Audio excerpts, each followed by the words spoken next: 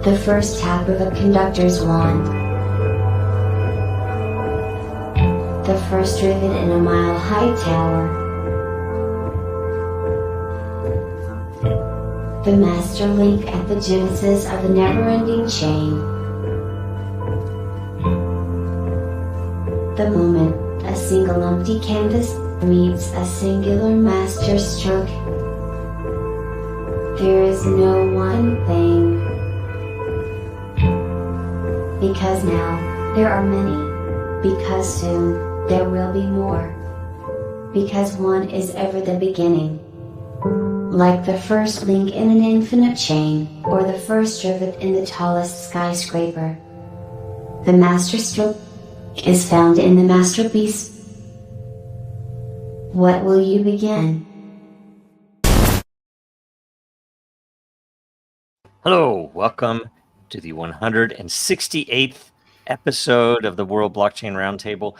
It's 168 episodes weekly.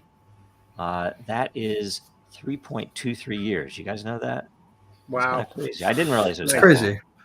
So the first DAO, and we launched this as a DAO, so it wasn't like we changed it later. Anyway, our hosts for today. It's probably the longest running DAO hosted show on the internet. So. Probably Needs to go in like the Crypto Guinness Book of World Records. Like we're gonna be like Firing Line, or what was Dick Cavett show or something, right? Where it's like the longest run, or maybe it was who's the old guy that never looked old? Johnny Carson? No, Johnny Carson was no, but the one who had the morning show. He had he had a show for not Cronkite. Yeah, the Sunday morning news. guy. It was like he was just an entertainer. I can't remember his name. Anyway, is it Regis? Yes, Regis. That's what I always wanted to be. It doesn't age, man. He was offered some deal with the devil. I wasn't. Somehow, man, there's some crazy stuff on the internet too. Let's see here. So anyway, that's a long time for a DAO to run successfully and to continue going. So our hosts for today are Greg from Rivet, William, I am from Den.social, and we might see. I think Lisa was tentative. I don't know if she'll make it, and Sean has not answered my calls. I'm joking. I don't know if he'll come. Aaron Day wasn't available. That he would have been a good on this episode. But anyway, so let's see here. A quick update on last week's episode, and you know what? I am unprepared. Didn't even share the screen. I apologize to everyone. No worries. Let's see here. Let me go here. I'm going to share this one. Here we go. All right. So last week's episode, sorry. So we have first the September theme suggestions post. So I already put some in there. Where am I at on this? Okay, well, I guess I need to start here. First of all, I'm totally out of order here. Okay. Quick update. Last week's show, 222 lot will go to every host. 333 lot will go to every topic contributor. That's crazy. See, I don't know how often that's happened. Where if you ask the questions, you can get more than the panelists. You know, especially if you're the only one asking questions, probably, right? And last week's theme suggestion was nominated by I Am, who will receive 333 lot also. Man, so he's like, geez, I'm gaming the system, people. So it's a wide open competitive space, man. All you need is one other commenter, and variety will give you your wins. Yes. Ownership tokens come with the passive income, the free edits in the layer, and most importantly, the governance votes to be able to decide things like this. So the theme suggestions for September, please leave them by next Wednesday. Oh, look, we already see I Am. Blockchain. Look at that picture. I thought it was clever. I created that. Is pretty clever. Let's look at that. Yeah. That is nice. That is very nice. I love it. Jacob Wayne, right on. Nice. Quality blockchain projects that have failed. Ooh, how many? Let me count the ways. Yeah. Is the world becoming more centralized or decentralized? Who did this one? I am, of course. It's crypto space. Okay, sorry. Blockchain freestyle. but must like be that one. blockchain related. Okay. Whoa, I wonder if we can even talk about current events on that one. Whistleblowers. There's a meta topic there about what exactly is blockchain related. Yeah. I mean, Is you it just frame okay? history with it, so there's that. Yep. So a bunch of really good already. So get in there, make a suggestion. I'm hoping to be able to vote on some good stuff this month. So, or for next month. And let's see here. There is also while we're on this, I believe there are 5 Thursdays in August, and I think we only selected 4. So I put in a proposal that the 5th week be either free form or we could vote for the 5th one. Yes. Here, let me see if I can pull that up. Let me look here. This is a good example of how a show is by vote on the topic, on the theme, on the questions. It really exemplifies the power of a DAO and the power of a community of watchers if they want to start, driving the show on what should or shouldn't be happening. Right. Thank you for posting this because bit by the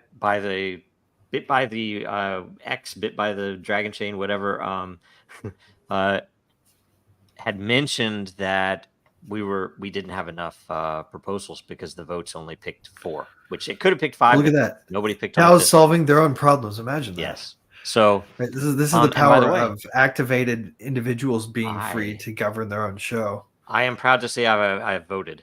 It might be the only vote I make this year. I haven't voted yet, so I'm gonna wait till November. No, people need to vote on this. Yep, mine will be in shortly. Because I would love that if we had a free form, just anything goes. Week, right? So anyway, that sounds like a cool one. Awesome. Okay, so now we go here. Let me see here. I'm pretty sure. Yeah, this is it. So this week's episode: what if Bitcoin Core agreed to expand the block size? Episode 168. So this is the question or the topic this week. I'm going to refresh it. Do you was this your topic? Yes, it was. So, and I did this as a fun exercise, kind of a mental experiment, maybe even a stratagem. I don't know, but I thought that it would be kind of interesting to think this through. What would be the ramifications if Bitcoin Core? Now, I give this a near 0% chance of happening. Having said that, you never know. It could catch on, this idea or this concept. And I must admit that I'm not the first one to come up with this idea or concept. I did hear about someone saying this on, I have no idea what show it was or what, maybe it was a Spaces I was plugged into, but they talked about what if, and it was briefly mentioned for about 20 seconds and then they moved on. And it was kind of a light bulb moment for me. Like, yeah, what if Bitcoin Core or some kind of hostile takeover of the concept of the centralization portion of Bitcoin, and I'm trying to be careful on how I choose my words here. What if it were expanded? What would be all the ramifications from it? So I thought it would be a really good blockchain conversation, a good theme for us to explore. And sure enough people voted it in. And here we are talking about it now. Nice. Excellent. So I'm going to refresh one more time, and then we can go to the questions. And, I think it's a very important subject. And before we say anything, I would say probably one of the more interesting things to me is now that whether it's for what events caused it to be, a lot more people are talking about this, like Aaron Day and several people on X will cover this subject quite a bit. And it's an interesting thing because I think most of the money dried up for the attacks, because it used to be that if you said some certain things, I was always very careful because I'm like, I just didn't want to deal with the drama on Reddit or wherever else I was talking. But it was just frustrating as hell because you could tell that they were, paid attacks from these freaking bots with like people with red pants and stuff. It's just ridiculous. So, clowns, one way or another. But anyway, Red pants. I'm not joking. Should we They're very kind of cool. explain this? Maybe what does this mean if blockchain, if Bitcoin Yes. Core? So Maybe we should explain that before we history. go into questions, and I'll put that to one of you two. Yeah. So the history of it is, and I would attach color to some of it, but that essentially there was a controversy in 2017 that had been had been building for a while, related 5 years. to 5 years, a while, right. at least. Well, and it's the history itself is that there was a limit placed on the block size because there was a potential attack in the very early days when Bitcoin was very small and it wouldn't take much money to attack it. So they put this limit on there, and Satoshi specifically said so that it can be removed later. That it's just something we want to put there until we have essentially the network effect. Right. Until it's essentially too much decentralization to reverse, essentially. Right. And so they put it in, and at this time, it was really weird because there were a lot of engineers that were talking about, well, we need to get rid of that limit. Network's good now. And the limit is, they could show, I remember seeing some really good posts with a lot of data showing that the pool was building up too much, and it was causing fees to go up and unnecessarily limiting the scalability. And yet they were attacked relentlessly. Oh yeah, no, I remember, and the justification for it is actually kind of red herring, which is an interesting one because it's a powerful red herring until you really think it through. It's the best thought distraction ever for this debate. They managed to divert the whole debate into a question of whether or not, given small versus large block size, you would see a concentration of control over query capacity and hashing power. Right, the idea that if it took harder hardware, so to speak, to run one node, that you would end up professionalizing and thereby centralizing into the Web 2 equivalent of a blockchain by over professionalizing the providing of capacity. Right. And the crazy thing about this is it's bass backwards. If you think it through, what you end up with is just cartels of miners who happen to provide all the hashing power, then the professionalization of hashing power. You're forcing the two functions further central. Which is, to me, really fascinating. Yeah, and I will tell you, at the time, there were hints that it was, some people would say it was AXA, some people would say it was various other groups that were working with Blockstream, but there was definitely either a nation state intel or a bank intel component to this at play, that they wanted to cripple Bitcoin because it was the greatest threat. And they freaking did it. It didn't even. It was a what do you call it? An asymmetric warfare approach. They did not have to spend much to do that. Very much looked like one. It was crazy. Very much looked like. I mean, when you think about the mass marketing power that the platforms everybody communicates on have, right?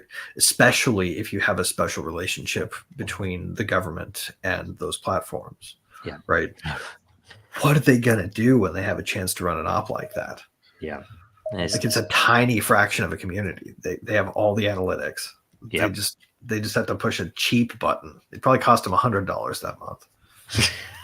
Yep. So, all right. So we'll get to the questions. Is that good? I think that's good background. I mean, they forked. There's Bitcoin Cash. There was BSV. I never paid attention to it. There were a few others, I think, in that mix. But Bitcoin Cash was the big one that forked. And it was... actually, I mean, if you're a technical person, a very interesting approach that they took to this question, where they kind of left it as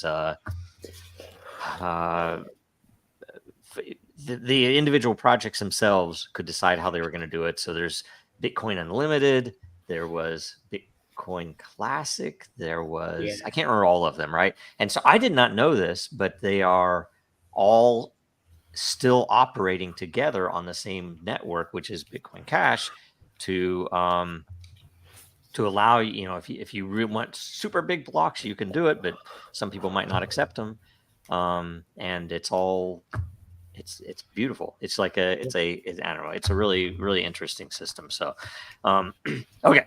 Question I found these 1. 2 postcards and I had to throw them up there. I thought it was pretty interesting. Yeah. New York City, Yeah. Washington, D.C., the Trojan horses. Well, yeah. What's in that Trojan horse? Who put Bitcoin?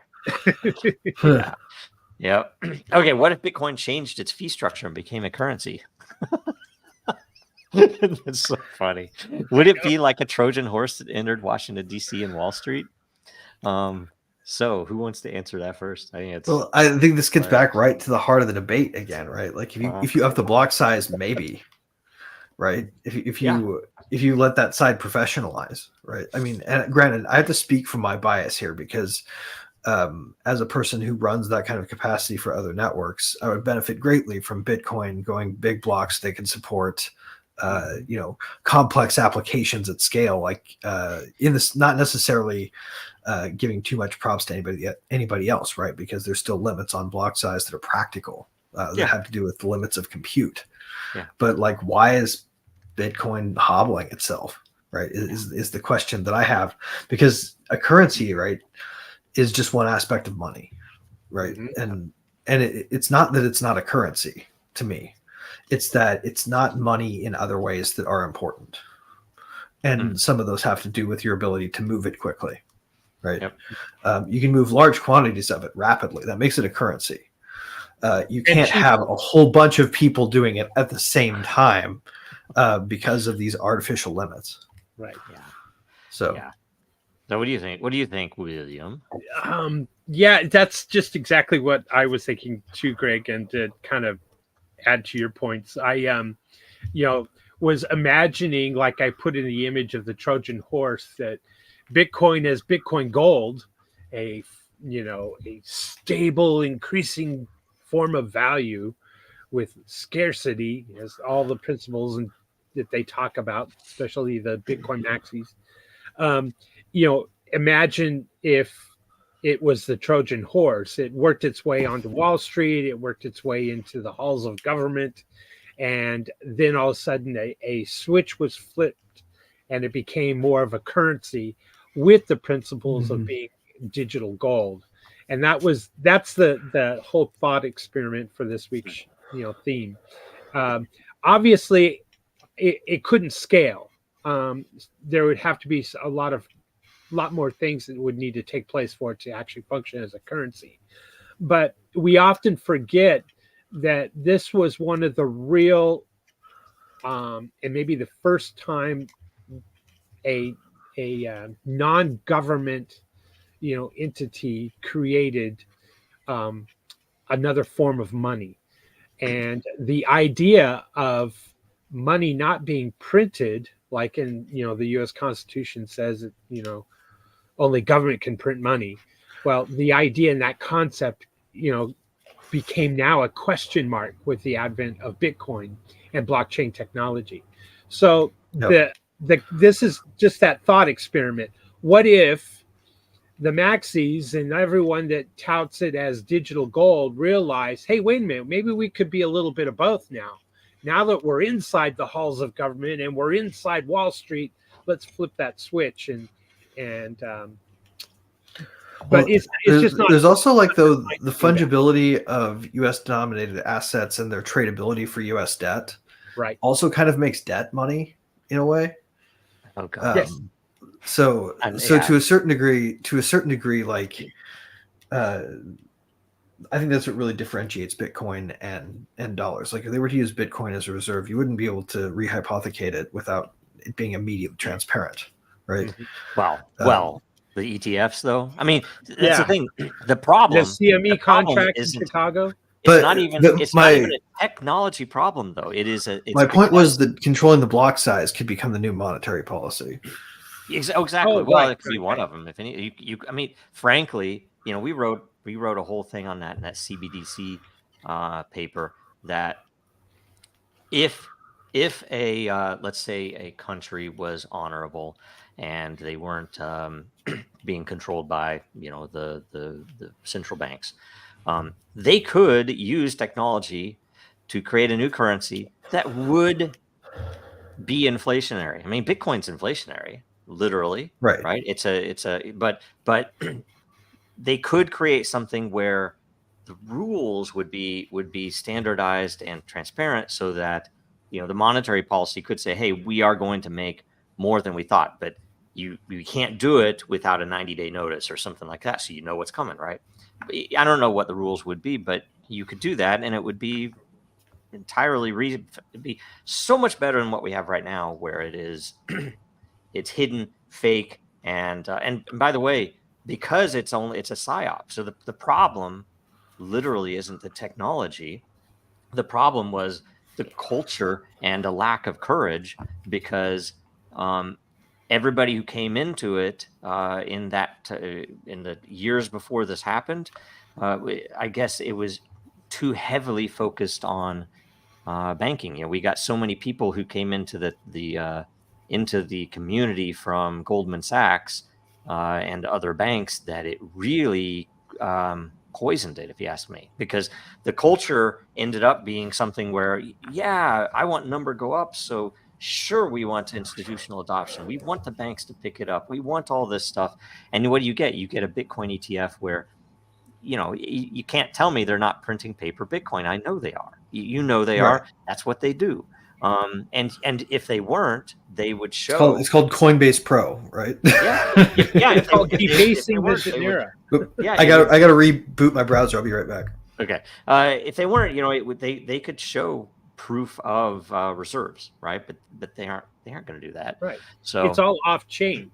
It's not Yep. on chain. It's disgusting, and anybody in and all these Bitcoiners are like, yes, it is something that is horrible, frankly, and it's poison. So, if agree. I don't think it'll happen because it's a psyop, but you never know. Somebody else, you could get a movement that would say, hey, we have Bitcoin now in place and written into everything. Why don't we launch everything on Bitcoin? Right. And, why don't we do all these things to get that. And the reason I will tell you is because they will still come after you, and they will still cost you millions of dollars, and they will still, the law is arbitrary or nil, kaput. There is no law. Yeah, it's all disgusting. So whatever. I don't know the chance for it, but it's cool. Yeah. It sure is one of those kind of fun what ifs. Well, and it's something like,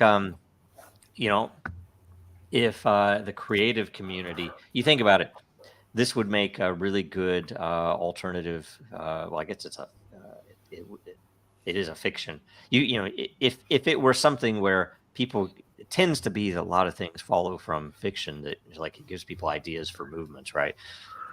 Yeah. Maybe. I could see it being like a real victory if what they didn't do was just change the fee structure. What if instead they announced, a conversion contract that essentially you could run all of your Bitcoin through to, to flow it into the second half of what could be very similar to Zcash, right? Like Zcash, you have the ability to start public and go private with a transaction, and turning your tokens from public to private is just a transaction on the network. Like, imagine if that transaction just showed up one day in the core, that you could just go private and everything just became anonymous. That would fuck some people in the face. Well, that would piss off the Wall Street overlords, man. That's a cool idea. Nail to stop that. I'm going to tell you something beyond that too, though. I think some of the future in a lot of this in this area is in the how do I say, where law hits technology, particularly blockchain tech, because on the one hand, there are some really clear benefits that could be had from plugging law into blockchain, into smart contracts, and a lot of tech people will say, yeah, but that's not really realistic or whatever. It's like, okay, whatever. But my thing is, I think the innovation is most needed there, because guess what? Well, The weakness, and it totally weakness, is. the weakness. If you're willing to be modest about your lawmaking, then yes, yes, it totally is. the weakness of this side right here in particular, well, Wall Street as well, but definitely in law, is that across the board, and I'm talking about the actual congressmen, the actual senators, the actual leaders, quote unquote. But I'm also talking about their aides. I'm talking about the people that the industry sends in to write their laws for them. These people are clowns and idiots, and I'm not like, they do Anybody not. who's taken the time to learn the Uniform Commercial Code knows they could put it on chain. Yeah, well, these people, it isn't even a question about putting it on a chain or not. I know that no matter what way they defined, hey, we're going to allow Bitcoin if, for this purpose. You can make that certain the kind of way- warranties enforceable, that sort of thing. I'm saying the way Yeah. they've defined it is going to be so, they're going to rely on the brand alone. I mean, which it's so weak as a law that anybody could circumvent it, is the problem. Yeah. That's and it's not a problem. It's a weakness. It's a good thing because of the way they do stuff. Right. And it's pretty pathetic. But you look at any law related to technology, encryption, or any of that it is all so ignorant of the reality of these technologies that it's really pretty disgusting. And it's because they're all lawyers. Right. We only ever get lawyers running for office. So I don't know why. It is. I was going to say it's kind of fun because this theme got voted in this week, and it's kind of ironic that it's soon after Trump gave his speech before the Bitcoin conference. Oh my God, we can talk about that on remind me. Yeah. Okay. Jacob, Jacob Wayne's question is really good, by the way. I saw that. Yes. Explains it. Okay, Jacob Wayne with a great picture. If Bitcoin is decentralized with no known founder, how does Bitcoin change its code? I assume it's only done this once before when it changed the block size in the past, right? No. So that means there's a fork and an original coding of Bitcoin remains active. I know more than one question. We want to get explanation if possible. Who wants to hit this first? I'll put you experts. It's you would think that, right? And there may be some niche communities out there running like side chains that don't get to use that chain ID anymore, because ultimately what it comes down to is this fundamental concept in the configuration of a blockchain called the chain ID, and that's how the Bitcoin blockchain is the Bitcoin blockchain official, right? The one that has the brand. Mm-hmm. The brand carrying with the chain ID is always what people are fighting about when they're talking about chain splits, right? Like when Ethereum Classic and Ethereum became two separate things, Ethereum kept Ethereum largely by force of more people went with them than stayed. Mm-hmm. And Ethereum Classic had to pick a new chain ID and hit and that's just how wallet software tends to work. Now, if you're running your own node, it might be a little different, but if you run your own node, you're probably also in on every code change because you'll have to be running the current in order to see it. So it won't be a surprise to you when it comes. Yep. Yeah. So, do you have anything? I can answer you. Do you have anything or? No, go ahead. So, it's interesting. I mean, a lot of people don't know, and I can't remember what year it was. It's probably 2012, somewhere around there. Bitcoin had downtime. I don't know if you guys know this. The Bitcoin network, there was a mistake in the code. I can't remember precisely what it was. It's been too long ago. But it was super interesting because it got fixed, and they committed the code, and enough people pulled it up and ran it, and so then the network started making blocks again. But a fork is typically what is it when there's a meaningful change to the way a new block is created. So essentially, if you're running the other code on this fork, it won't work, and vice versa. Yeah. Well, soft forks you can, right? You can keep running the same code and still peer with the network. Hard forks mean if you don't change to the new software, your peering won't work anymore. Right. And and if forking itself, there's a lot of other little intricacies there, but yeah, it's someone who didn't adopt the fork would end up in a separate network, though. with Yeah, everybody and else I will using say it not network. it is a problem of governance, and the fact that this is a new world, it's an entirely new way of doing things.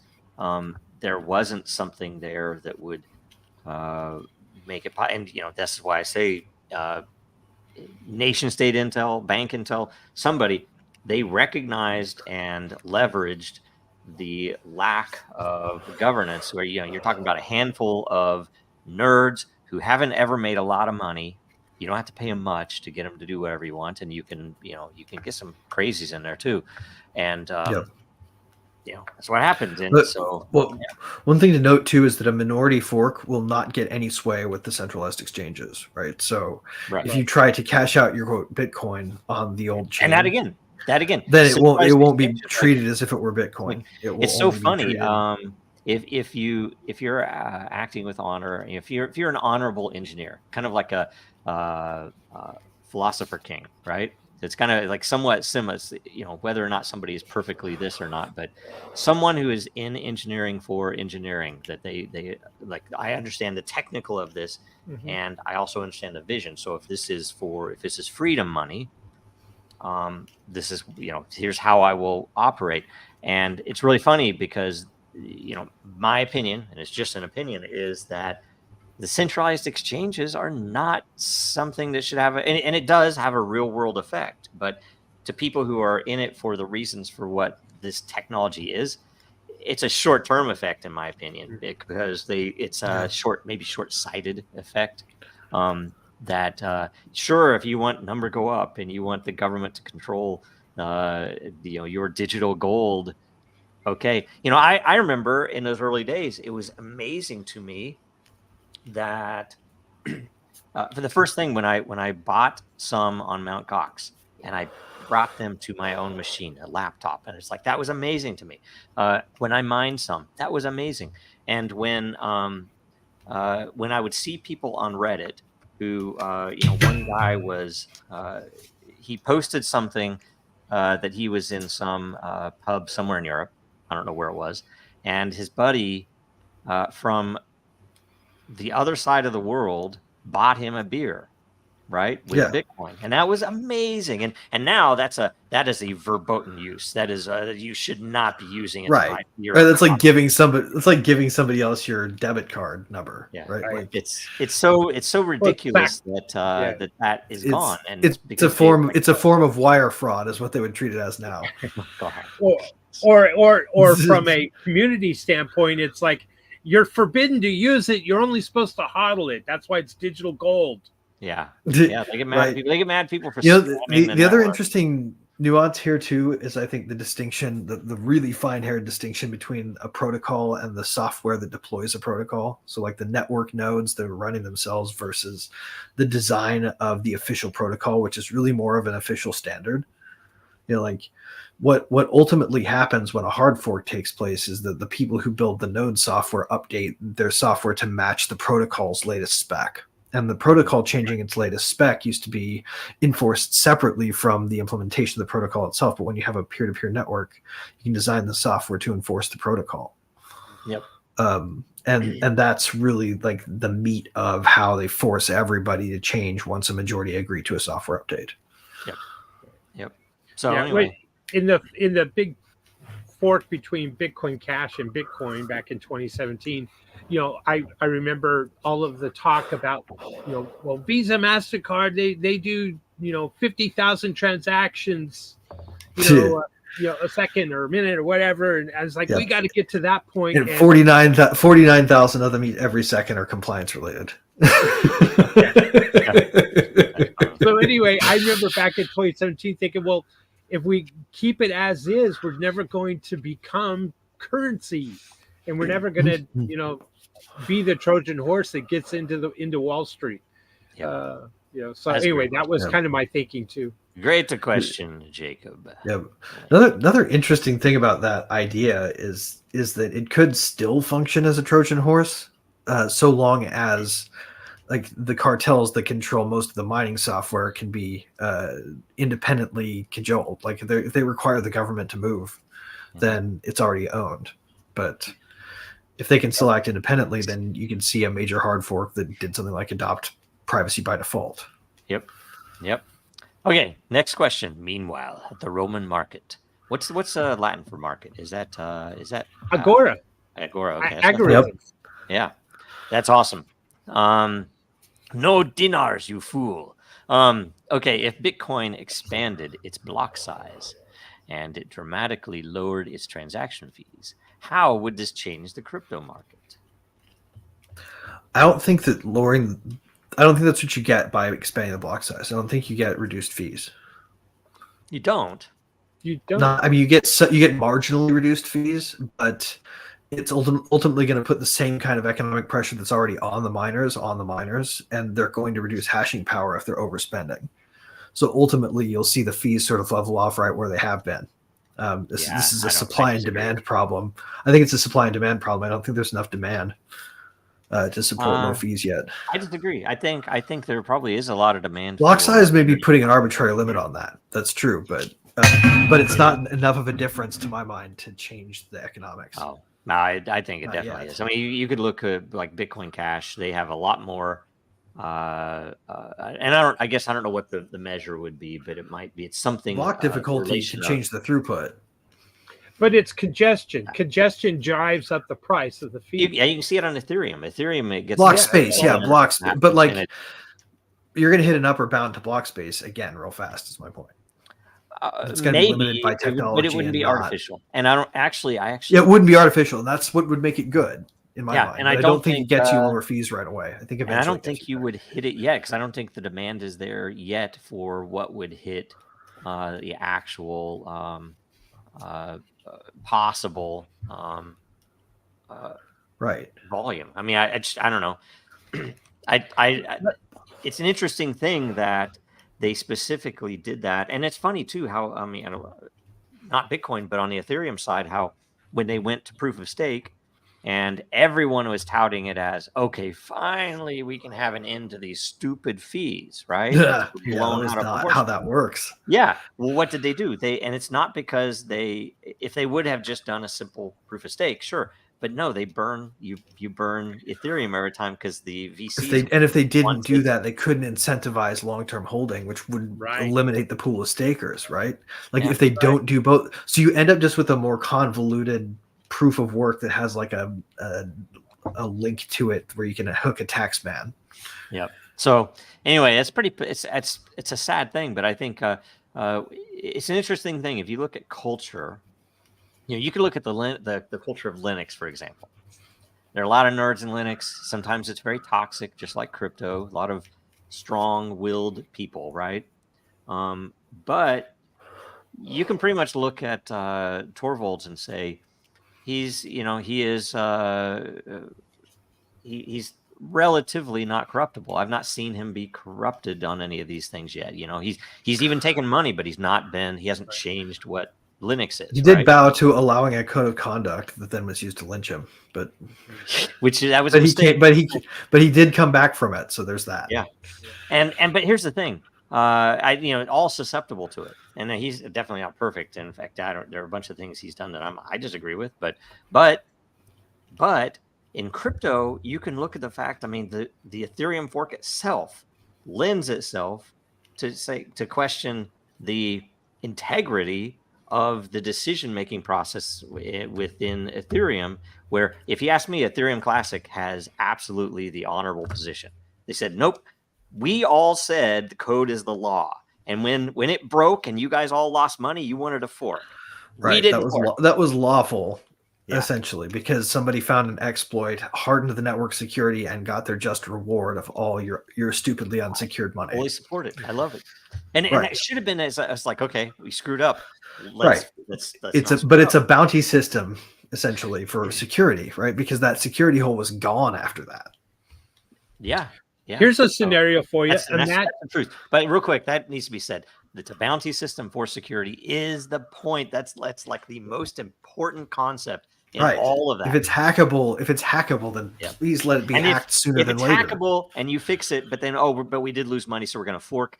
That's where the dishonor occurs. That's the part where that's bad. And so if you look Well, at these are shadows in which projects, 0 days hide. These are yeah, dangerous shadows to yeah, but create. it's like if you look at these projects from a point of culture, is this an honorable project? Are they trying to do honorable things, or is this just Right. modern day crypto usury, which is like something like Celsius, right?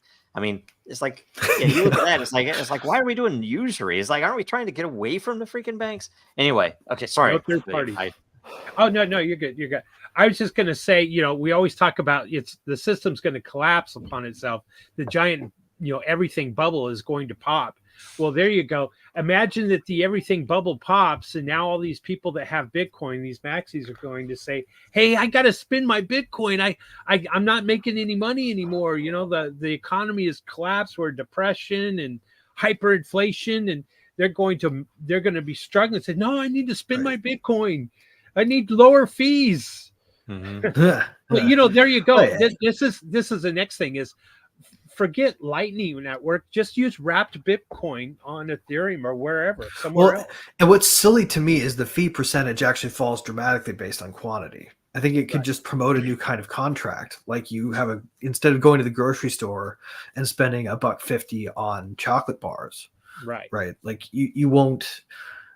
You will plan your purchase ahead, and you will pay for a month's supply of groceries at once, and all of a sudden the fees are very low, right? Because it has to do with the amount you spend, not the amount the fee is, to whether or not the fee is a big chunk of what you pay. Right. And I would argue just the opposite is probably going to happen. We're going to get more institutions or big governments buying Bitcoin to back their currency as reserves. And guess what's going to happen?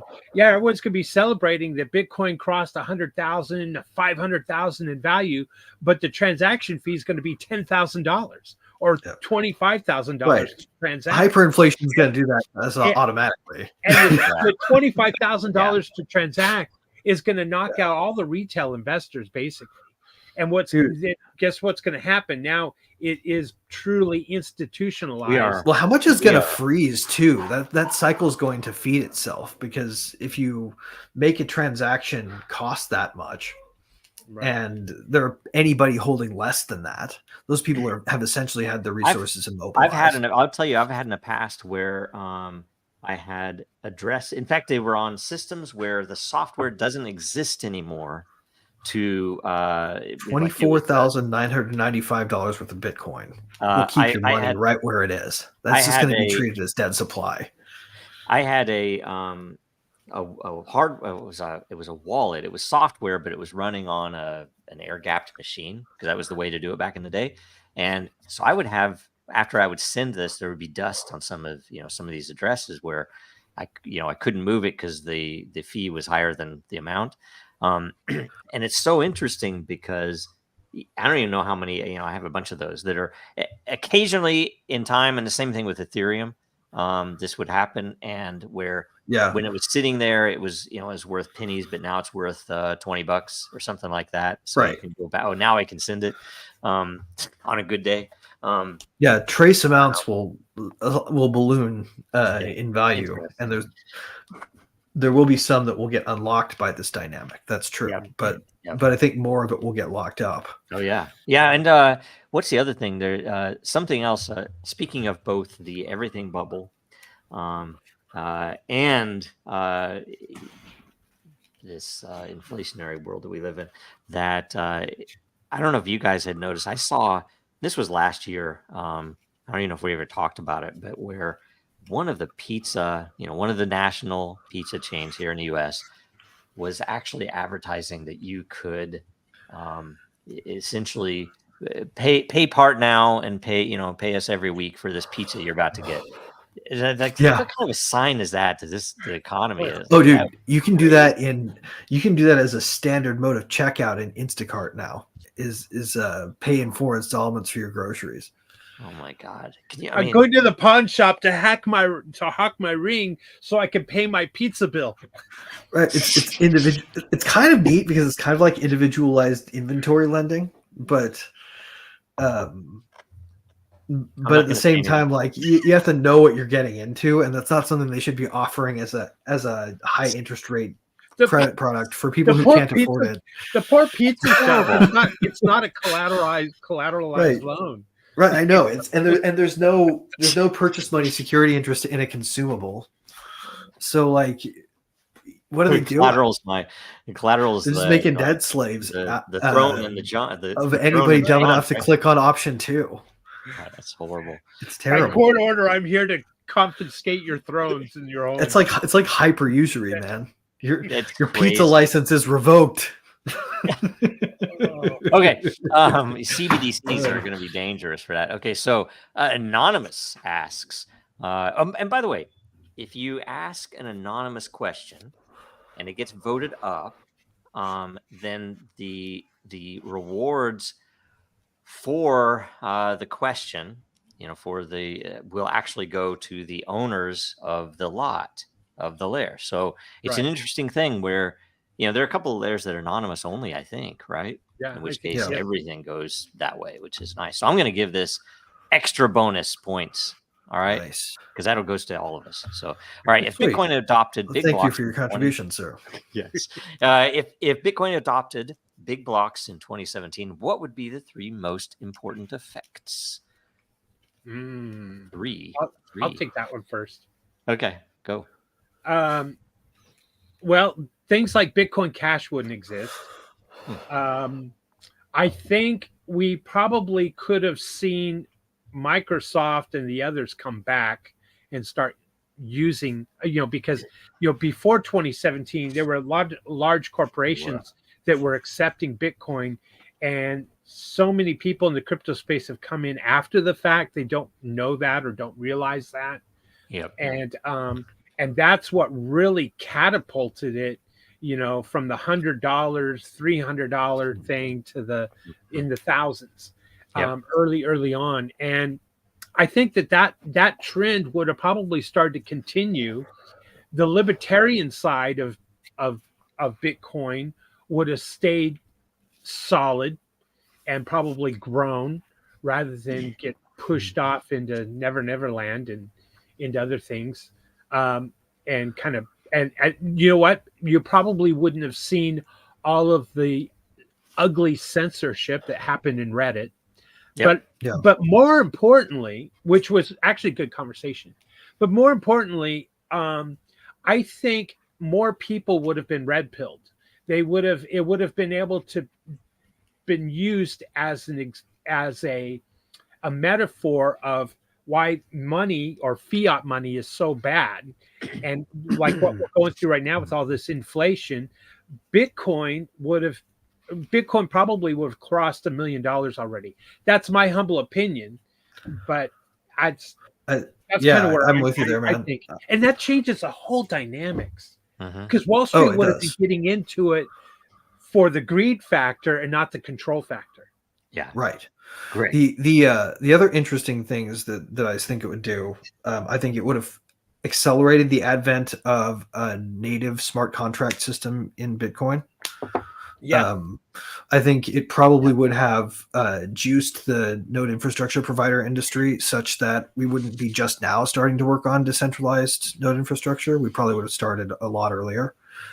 Because that would have been, Right. I mean, that would have septupled the size of my business overnight if they would have done that, because they would need read capacity that would be greater than a single node could provide as a consequence, because you need heavy duty compute to read bigger blocks. So if you got to parse more information out of bigger blocks, you need to have hardware, you need to have pros running it. Yeah.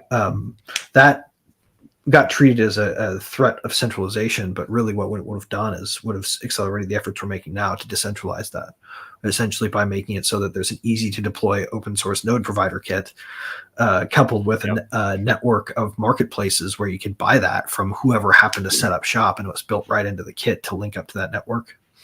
That kind of thing would have been a new business. There would be a richer populace because of that. With that respect, because I wouldn't be one of the only people reaping the benefits of that. There would have been a lot more, a lot sooner. Even AWS. AWS would have seen a boom, right? Because they would have had people running on those servers. Whether or not that's good centralization or bad centralization is up for debate. But at some point someone has to own the hardware, and if you're smart about it, you can secure your software on it without allowing them to interfere. One last thing is too, I think the huge point is the value of blockchain. And I'm not talking about number go up value. I'm talking about the ability that blockchain can store data and it's immutable. You cannot change it. You cannot alter. You cannot delete it.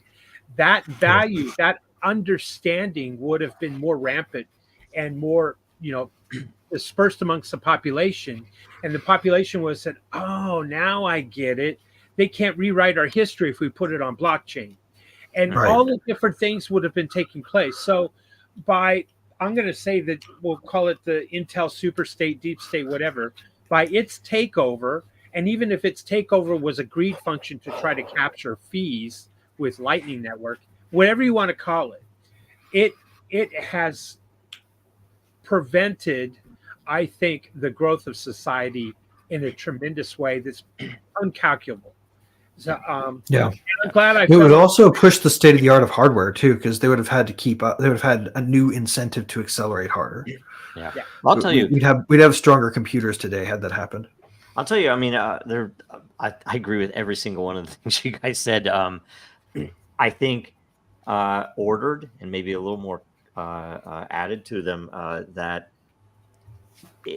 probably the most important effect, at least in my opinion, would have been that, and it was obvious to me as an engineer and seeing it go from 2010 forward, it was a juggernaut. There was no stopping it. And I think that's why they were clamoring, and that's why they put the money into attacking it, because it was scaring the crap out of everybody. Anybody you talk to in the financial world would either blow it off. Or do you remember all of this smug faces on cable news dropping when they found out that Bitcoin didn't crater in price when they closed down the Silk Road? Yeah. They thought that was the whole of what it was used for. Yeah, and it's crazy because that juggernaut was collapsed. It was like that doesn't exist anymore, and that was the thing that was driving it. And it was beautiful because it wasn't a single person who could be corrupted. They couldn't Epstein Satoshi because nobody, it's like, who's Satoshi, right? So that was very important, and that would have been the greatest red pill for people about currency. And the crazy thing about it, I think, is the effect would have been de facto that it's like, well, yeah, you pay in Bitcoin. I mean, maybe cash still exists, but it's now competing against Bitcoin, and it really can't compete. And so that we don't have, and it's sad that we don't have it. And they're still hobbling it. It's got blinders on. That's the problem with it right now. If you care about the price, if you care about the price in US dollar measure, I think, in my opinion, $1 million is definitely on the low side of what it would have been to. It would have been easily $1 million back in 2017 with that big everything happened in 2018. And also anybody who's doing that, I caution you to read inflation very carefully, because it may very well be that a chunk of what you see as growth in the price of Bitcoin per dollar is just bullshit money that they've pumped into the system from the fiat money side.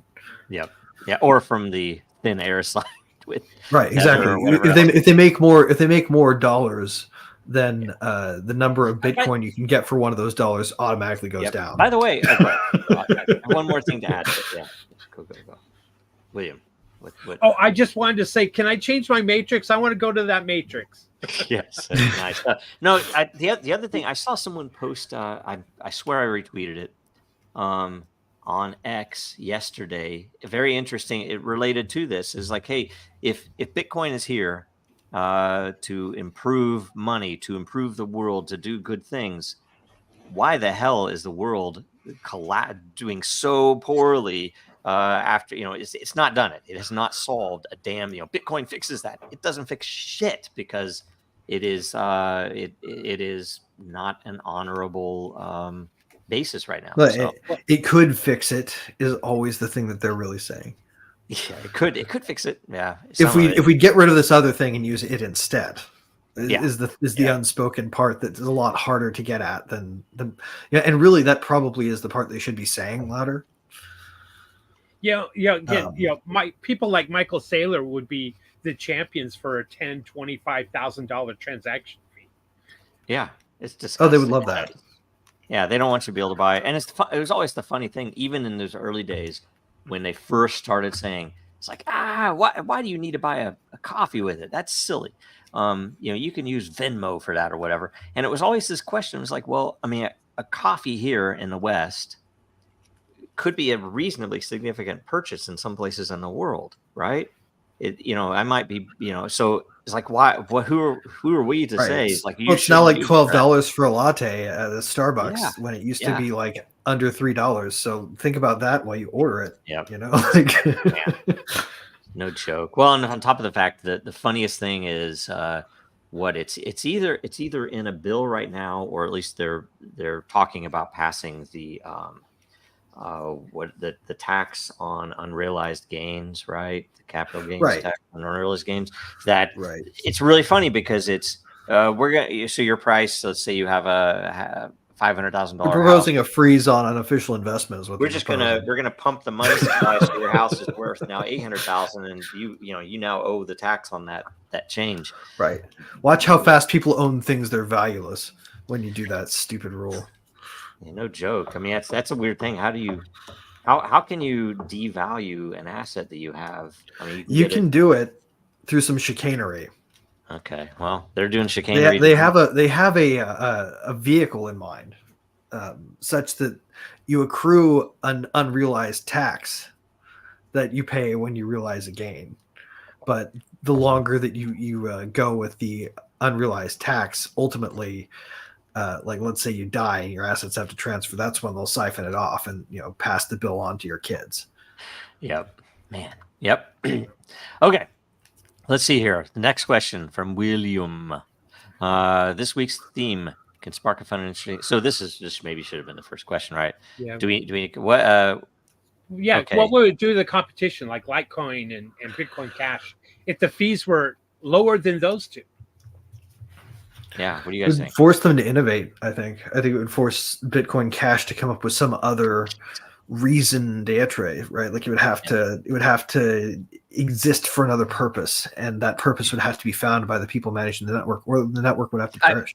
I mean, I will say in answer to this, I mean, if the competition would actually compete, and by the way, when I say compete, I don't mean compete on X or compete in marketing or compete in but on features, price, but on features and capabilities and utility, right? If it could actually compete on that, that's where we would want to be. That's how things should be working. And too many people were focused solely on price and market cap, and those things have a point. Is if you could say, and the beauty, by the way, with crypto in these things is that a market cap should be looked at in terms of, holy crap, this network has a tremendous amount of utility and capability, and its market cap is way below what you might expect. Yeah. Versus so if you build a permissionless bridge between Bitcoin and any kind of network as your entry into competition, and then offer one thing,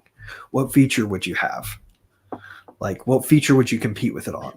Privacy. That you think would just cause people to dump? Yeah, I think people would immediately dump for a feature equivalent piece that also added strong anonymity by default.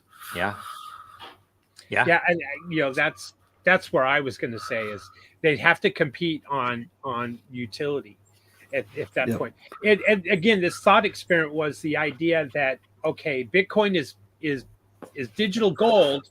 Now it adds the function of being able to transfer that digital gold cheaply, and having the best of both worlds. That's the concept here of this week's theme, or that I wanted to try to express. And so you nailed it, Joe. These other coins would have to say, have to compete on a utility side. And I would go on to say that being a Bitcoin Cash, supporter back in 2017, I would have been the one right now that said, "I told you so. I told you so." But it'd be just like the old man on the lawn. Get off my lawn. So. Yes. Yep. Going back to this, well, kind of along with this question and the previous one, I think that privacy, Bitcoin, what like Tornado Cash and whatever, the ability to transact privately would have been seen as a requirement as well, because the populace would have understood, hey, wait a minute, we don't have to have government money, and I don't want the government to look at Right. my bags and how much I'm spending on what, or I just Right. And it's not cash until you can slip a 5 spot under the table with Right. nobody else seeing.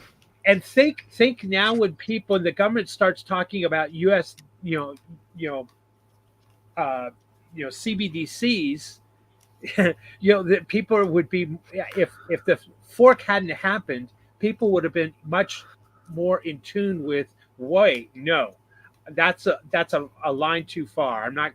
You're not doing that on us. I think it's sad. You can almost kind of go back in time and pinpoint that moment in time where there was a huge change, a huge fork, if you will, in our society. And that's one of them that might have postponed or helped prevent CBDCs. Yep. Right. Yep. And certainly could have blocked the ultimate capture of Bitcoin. Yep. Yeah. See, because it's CBDCs are coming, sadly. And the deep state is playing 4D chess. So in 2016, 2014, when they were planning this coup on Bitcoin, did they not already think this through? I'm sure that you got to assume that the adversary that we're up against has thought through everything that we've talked about. Right. And that they have like terms of art and even systems of management around, brigading people to do the bidding of undermining, right? Like this is not something that you can do,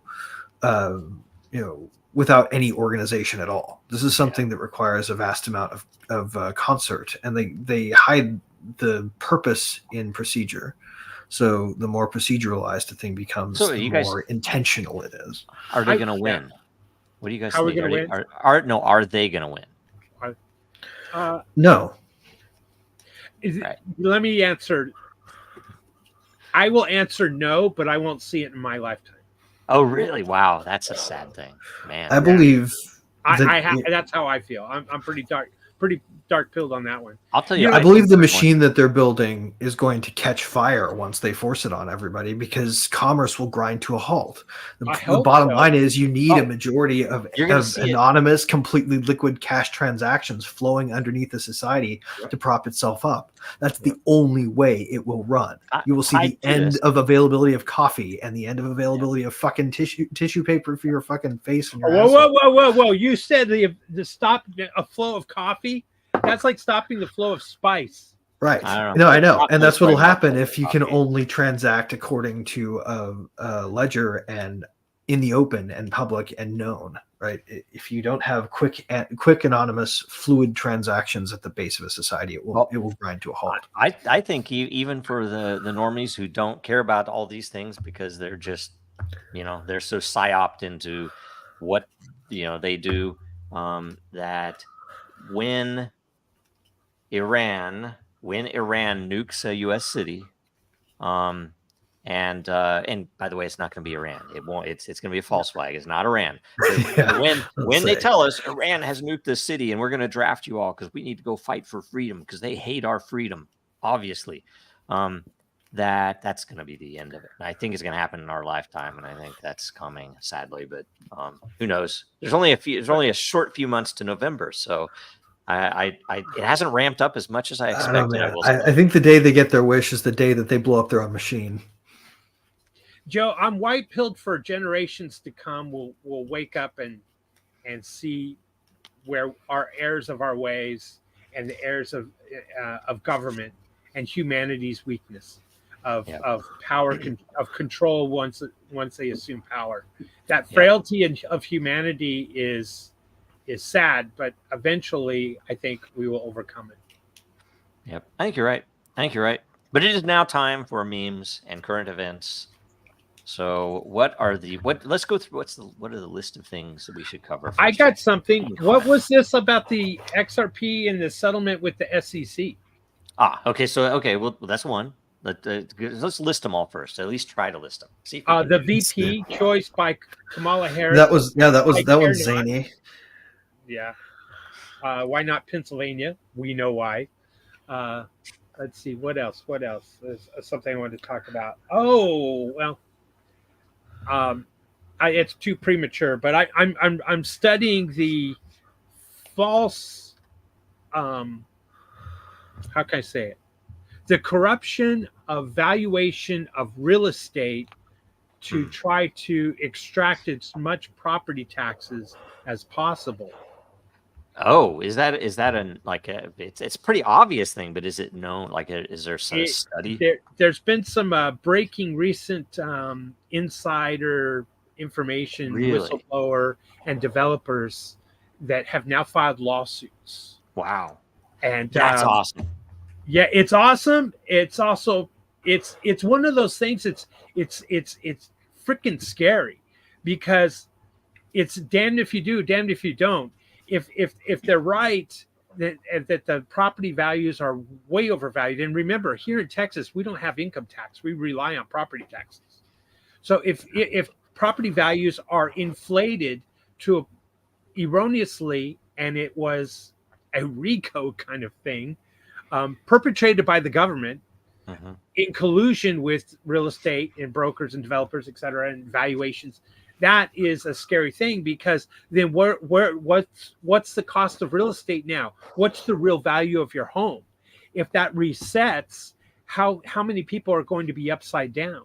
On the flip side, if they lose in court, then this continues, and more people are not going to be able to afford their home, and companies like BlackRock and others are going to be gobbling up all the existing. They're going to come up with some new structure where, you don't need to own your home. You're going to not own your home, but we're going to own it. You just, you live there and it's free, but we own it. No, it's all rent to own. As long as you don't smoke, no, it's going to be 100-year mortgages will be the norm. Yeah, right. They're also going to have dual chains of currency required. You're going to have to pay carbon credits as part of your rent. Yep. So anyway, that is something I'm personally following, and I don't know if many people have. I haven't seen that. I mean, it's an obvious thing. I think anybody who has a mortgage, anybody who owns a house, anybody who pays property tax, kind of sees how it's like. Wait a minute, how are you measuring this? It's some arbitrary. It's like, well, we think it's this much, and it's funny. I got signed out. Let me take this off. That it's one of those things that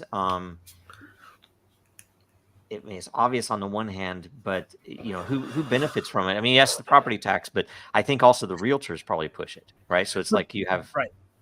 But see, it goes further. It goes deeper, because that means that the school districts are bankrupt. The pensions are bankrupt. It's all based off of home valuations. Yep. That's scary. So on valuations that are less scary and kind of more just desserts, there's the wonderful Warner Brothers write-down of 2024. Back in 2022, they bought like all of the cable networks. Like that's when they took control of TNT and CNN and all of it, right? Well, the word is in, and they've written down $9.1 or $9.7 billion worth of losses attributable to the loss in revenue that they incurred since undergoing that merger. That's directly blamable on how bad those things are at driving revenue. Wow. So they wrote them down. And the funniest part about that is if you were to apply that right down to the market cap of any of those individual properties, some of them would be worth less than zero now. CNN is essentially a worthless property for all intents and purposes, which is very amusing. Yeah. Oh, that's a good one. Yeah. So that's crazy. Yep. Also another I'd get out of that one if I was in it. The rape culture in Israel has like gone even further crazy. Like this one, literally, people were polled. Do you agree with the claim that a soldier is allowed to rape a terrorist? That's literally. That's a literal. I did. That's a poll on their national TV. Yeah. Yep. And it voted yes. It was 43%. 47 was agree. This is an example, man, of how 47 was a yes. 47 is agree. Yeah. This is the prime example to me of like. Sorry, I've been playing Cyberpunk too much lately. Obviously, because I just said prime, but the example here is how brutality destroys the barbarian as well as their victim. Right. Yes. This is what happens to your society when you let this sort of thing happen. But it's not happening fast enough, Greg. Yeah, that's true. Yeah. See, there you go. I am a tax slave. I am a tax slave. Tax slave with a little. I have an on my wall. Unfortunately, we can be nothing else if we don't want to be an actual slave in jail. Yeah. So her, what she picked. I'm glad she didn't pick the other guy, but I think whoever she picked was still bad. I've not looked into him much. The other guy, they were actually saying that I think he didn't because he had too many issues, probably with that murder that he covered up in Pennsylvania, Shapiro, I think. But worse was he had volunteered. He didn't volunteer to join the army, the U.S. Army. He volunteered to join the IDF, and now he was going to be VP. So luckily, it wasn't him. No, some good foresight, I guess. But what she picked someone who is has other like kind of crazy weird issues too that they'll just cover up, I'm sure. I don't know. Anyway, is he a throwaway candidate? Does the Harris or the powers that be in the Democratic Party, the elites, have they thrown out the election and said, well, we'll keep this guy in Pennsylvania for a later fight? And I think to a certain degree, there is a weak admission of frailty going on within the campaigns by picking this guy, right? They picked somebody who nobody thought anyone was going to pick for anything. Yeah. Right? Yeah.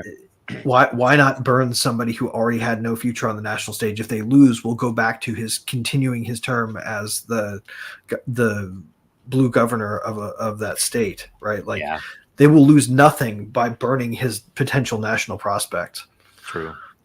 When Trump shook his fist and the American flag is behind him and everything, everyone was saying he's unbeatable at this point. But then people were saying, whoa, time out.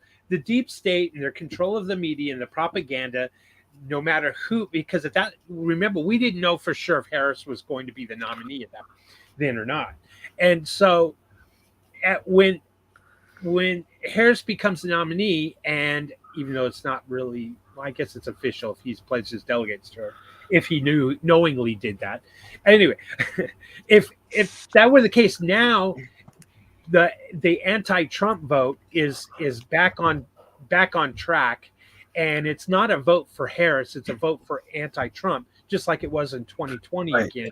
And now we're back at a 50-50 fight, which means that 50% of this country is going to be extremely mad, upset, don't agree with the outcome, or don't trust the numbers of the outcome. And 50% of this country in November is going to be ugly.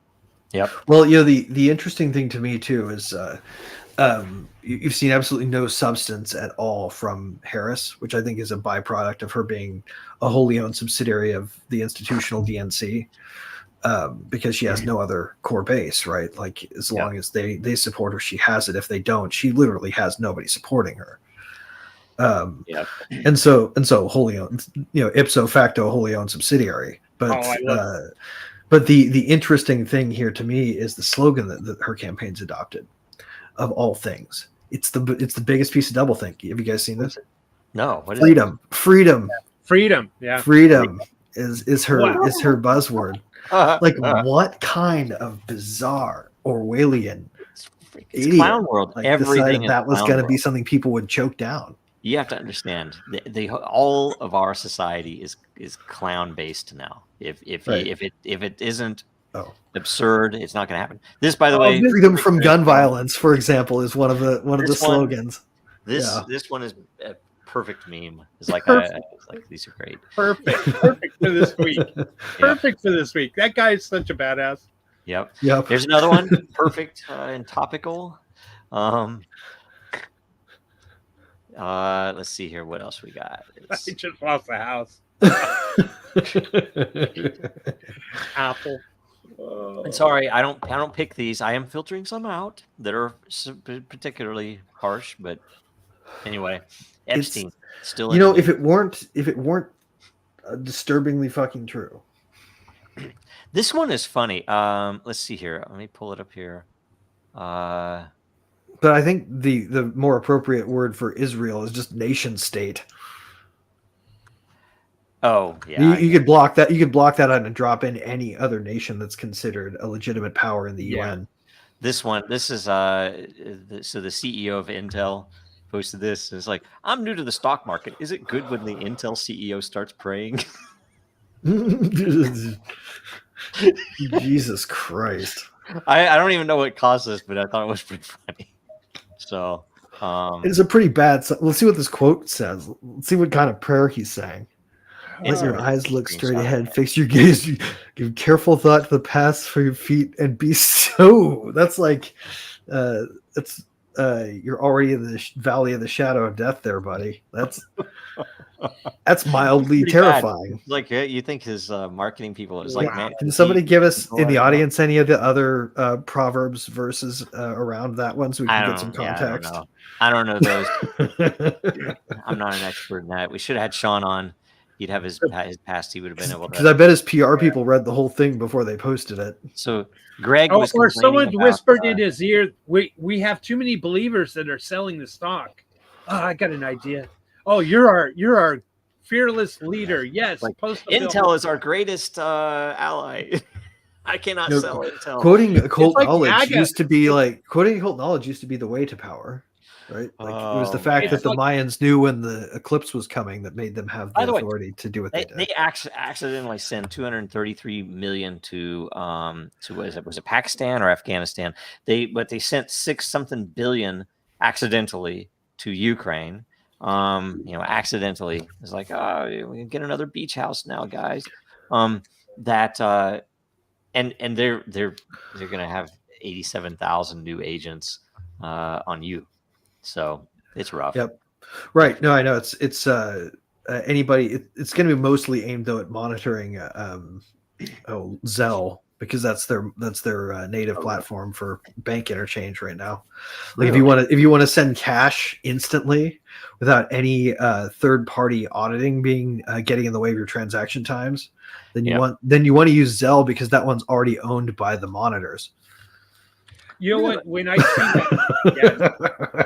see that 87,000 IRS new agents, I like to think, or I try to trick myself thinking that 125,000 IRS agents are retiring.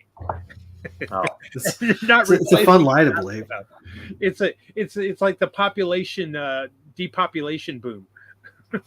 Yep. Yeah. Well, rest easy in the fact that their system is still done by paper first. Yep. Who's bombing people should rest easy in. They're still hobbled by the fact that they got to shuffle a fuckload of paper. Who's murdering Palestinian babies? Who's the biggest threat to peace? That's so funny. That's very good. Anyway, very good. Although technically, you could also put the United States in there. Well, yeah. I mean, we're paying for all three of those first ones, and we are. Yeah. I mean, and the fourth, the PR campaign to make the fourth true. Technically, also, Greg, you could say that we do not have sovereignty over our nation or its governance. That, in fact, people who are paid by Israel out of the funding that we give Israel are actually the ones who are making those decisions. That implies that the whole thing is for sale as an edifice. And some people would probably tie it into some. And by the way, I don't understand any of these terms. Like, I think you can have different parts of it at different times. But if you were to look at it in certain ways, and that's why half this stuff, I'm like, anytime somebody brings up is like, oh, this is probably Mystery Babylon, or this is probably the Antichrist.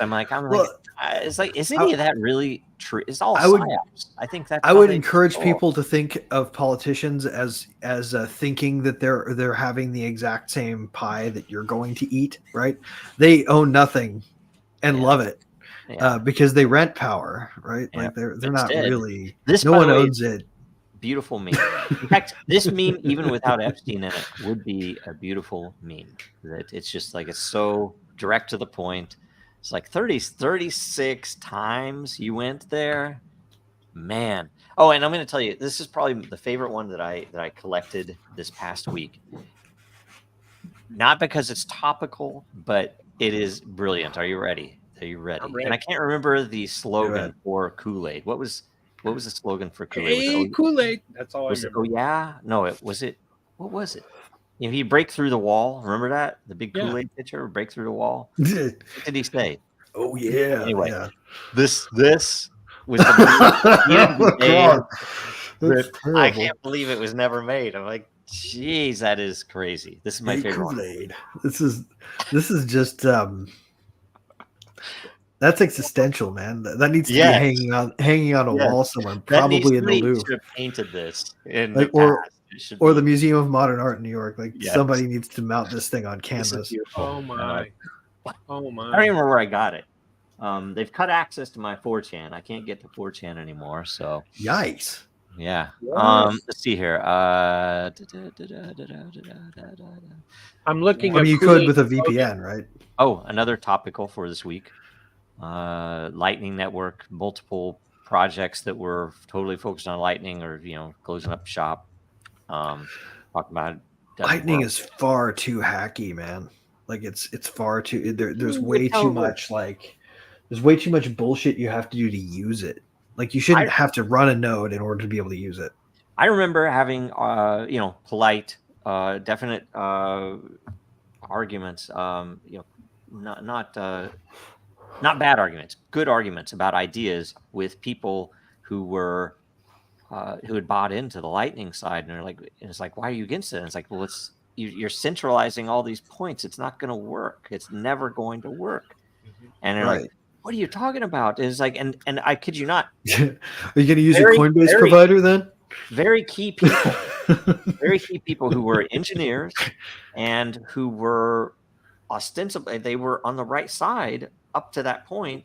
And I say, it's opinionated, whether it's right or not. But it was very interesting to me that out of this guy's mouth, and I never expected it, out of this guy's mouth came, it's like, well, why Bitcoin's not for cash though? Why would you want it as payments? And I'm like, have you read the first line of the freaking white paper? I mean, it was like, what are you talking about? Yeah, and like also, I wouldn't be surprised if the one that most people use is already run by Cloudflare. Oh yeah, it's Oh, yeah. Cloudflare's See- free Lightning endpoint. It's like, I hop want on board the censorship express.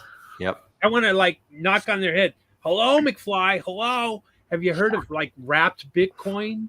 Yeah. Wrapped Bitcoin and use Polygon or something, and your transfer fee is a cent. Yep. If less than a penny. Oh, and by the way, this is in my opinion, this is the key to all of anything that comes up negative in the world is infinite money. And if you have the Federal Reserve and they can print money and there's no control over it, no oversight, that's why you have war. That's why you have evil in the world. This is what's causing it all. And they'll probably come and kill me for that.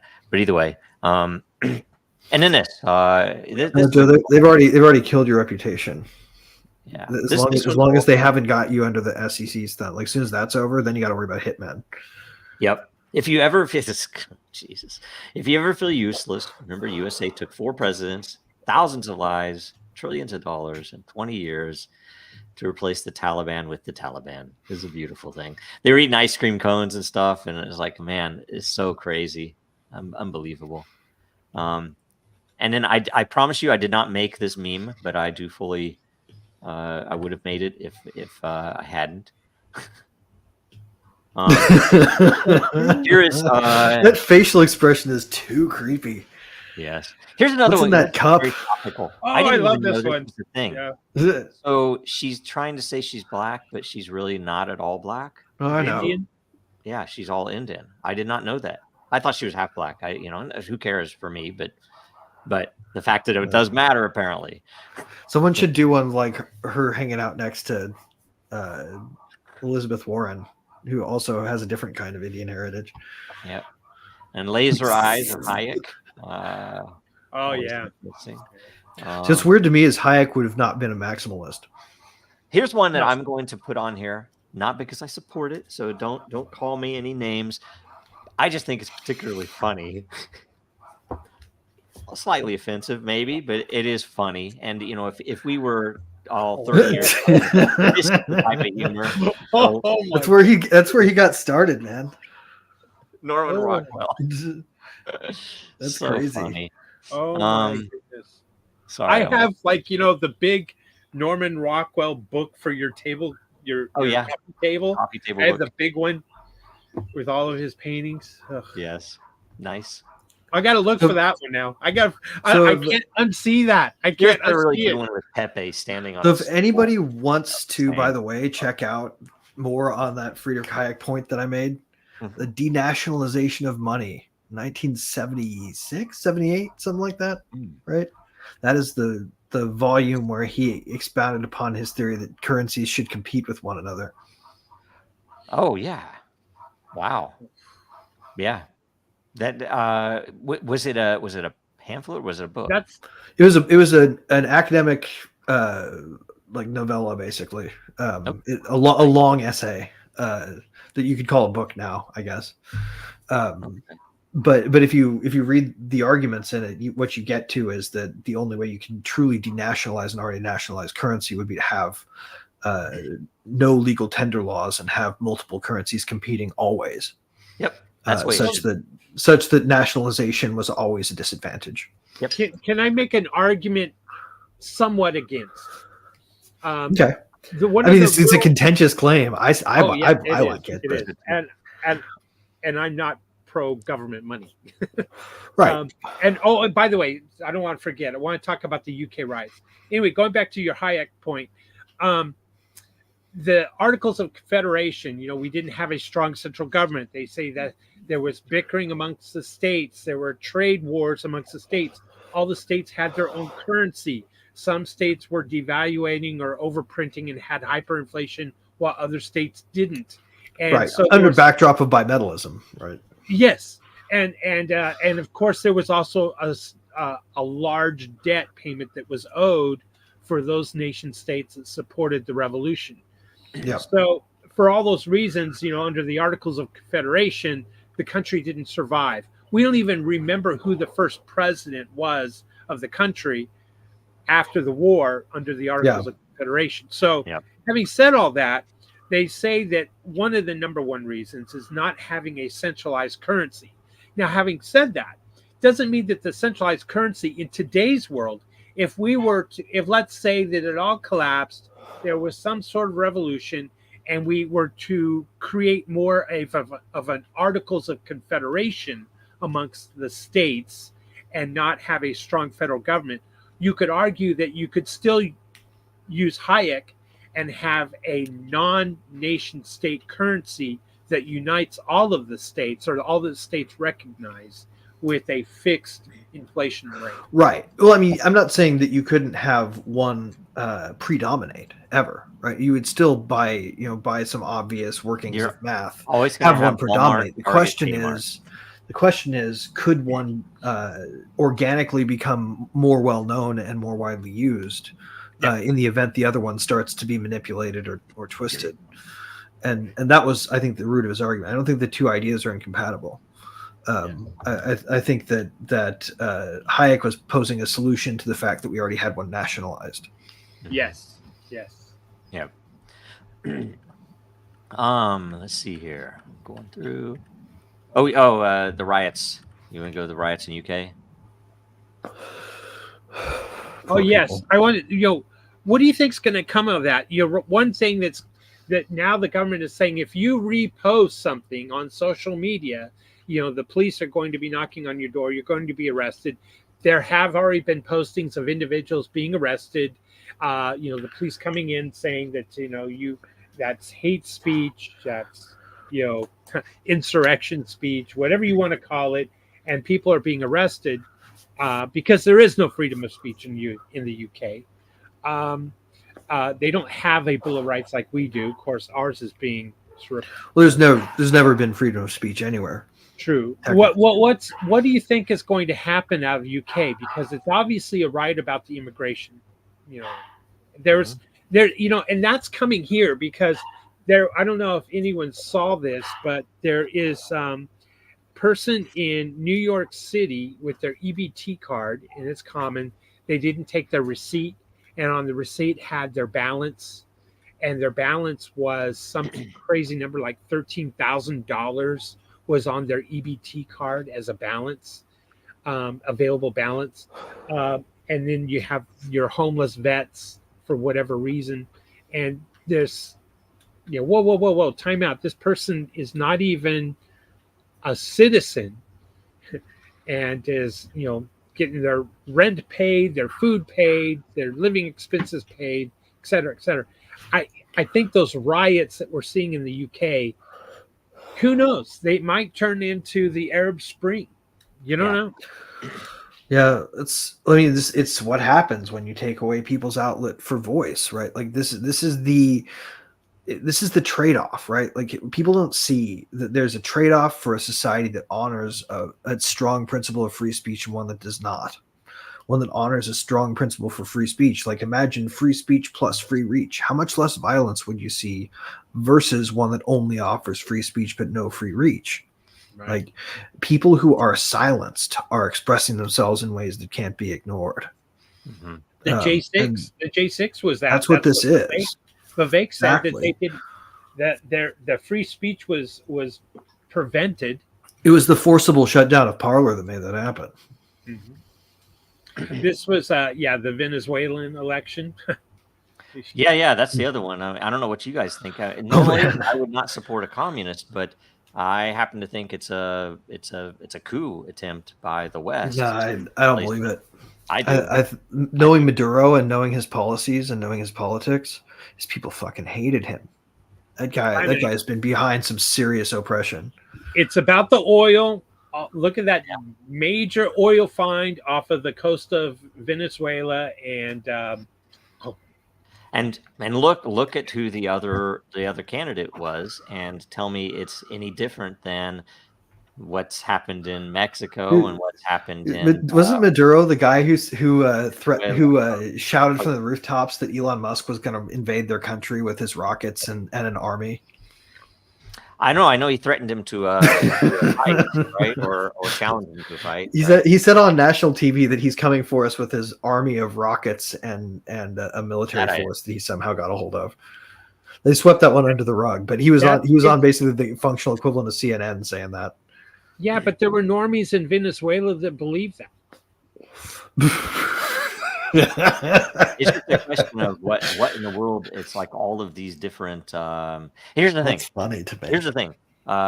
3 years ago, it would be a different thing. Now, and here, maybe this is even here. I'll show you this little clip here. They probably showed like examples of the Cybertruck being bulletproof and told them the Cybertruck was a tank instead. Share this with. Sorry, to me that's absurdly funny. Okay, so this one right here. Let's see if I can. Okay, 1 second. This is Rogan, and it's probably not the best, but at least it'll have audio. So. Oh, okay. I've been meaning to watch this. I'm not hearing anything. Come on. Yep. It's supposed Too to quiet. have audio. Maybe I just got to turn it up. Yep. There you go. Right, here we go.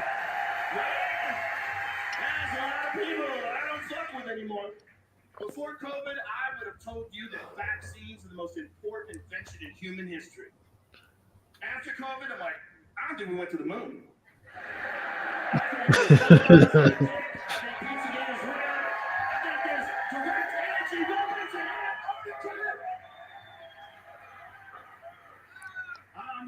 I'm just kidding. I don't think Michelle Obama's got a dick, but I believe all that other shit. So I think that's actually a real thing because I don't trust any. I now don't believe any. I mean, before, let's say 10 years. If it gets publicized, it's worth disbelieving as a default position. Yeah. JFK assassination, no. 9/11, no. RFK assassination, no. It's like I don't believe any of that stuff anymore. What they said, and the moon is the hardest one for me. It's like, man, is it? I it mean, is possible we didn't go. not belief is a rational position to hold. The fact that everybody thinks not belief is a sign of somebody who has drank some kind of cult Kool-Aid, and the opposite is not true, blind belief. To me, this is part of the ploy. This is the conspiracy theory smear psyop. Right? Like anybody who chooses to not believe is typically targeted with this bullshit. And people who choose to believe absurd things with no evidence get a free pass. Yep. And here's another one that this one. Like everybody needs to be woke. And you can talk about if you're the wokest or woker, but just stay more woke than less woke.